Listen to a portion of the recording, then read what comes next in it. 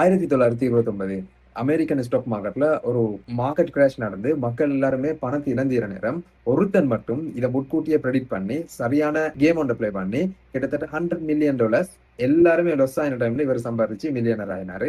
இதோட சேர்த்து இவரு டோட்டலா 4வது தடவை லொஸ் ஆகி மில்லியனர் ஆகிக்கிறாரு. சோ அந்த டைம்ல மார்க்கெட்ல இருந்த ஆக முக்கியமான ஒரு ஜீனியஸ் ட்ரேடர் இவரு. அண்ட் இப்ப கூட கிரேட்டஸ்ட் ஆஃப் ஆல் டைம் லிஸ்ட்ல ஆக முக்கியமான இடத்தை வைப்பாரு இந்த ஜெசி லிவமோ அப்படின்ற ட்ரேடர். ஓகே, இவர் என்னதான் 4 தடவை மில்லியனர் ஆகியிருந்தாலும் கூட இவர் பண்ண ஆகப்பெரிய தவறு என்னன்னா, ஸ்டாக்ஸை சரியா கம்பெனிஸ் அனலைஸ் பண்ணி சரியா இன்வெஸ்ட் பண்ணாம நாளைக்கு இதோட பிரைஸ் கூடுமா குறையுமாண்ட கேம்லிங் பண்ணது. Yes, exactly.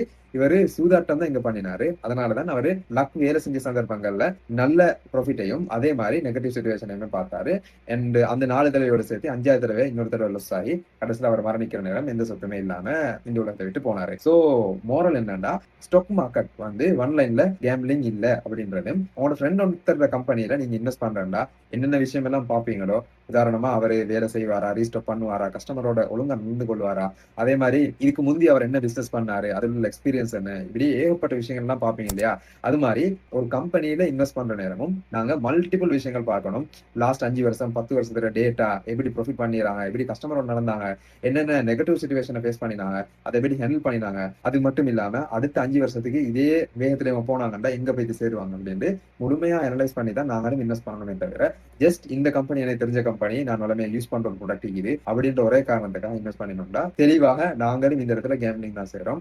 ஆக சிம்பிளான விஷயம், சரியா அனலைஸ் பண்ணி சரியா ஸ்டாக்ஸை பிக் பண்ணி இன்வெஸ்ட் பண்ணினோம்னா அது நல்ல விதத்தில் அமைறதோட நாங்க எந்தவித அனலைஸும் இல்லாம எந்தவித நாலேஜுமே இல்லாம சரியான ஸ்டாக்கை தான் பிக் பண்ணினாலும் கூட அது தெளிவான கேம்லிங் சூதாட்டமாகவும் ஹராமான விஷயமாகவும் தான் அமையும். சோ இந்த விஷயங்கள் எல்லாத்தையுமே தெளிவாக விளங்கி கொண்டு நாங்க இன்வெஸ்டிங் உள்ளுக்கு வந்தோம்னா எங்களுக்கும் பெரிய லெவல்ல ப்ராஃபிட் பண்றதுக்கான சந்தர்ப்பங்கள் அமையும். சோ இந்த விஷயங்கள் எல்லாத்தையுமே நாங்க டாக்குமெண்ட் பண்ணி invatel.lk அப்படின்ற வெப்சைட்ல சூன் லான்ச் பண்ணுவோம். ஃபாலோ பண்ணாதவங்க ஃபாலோ பண்ணிக்கொள்ளுங்க. தேங்க்யூ. Arishad from Invatel.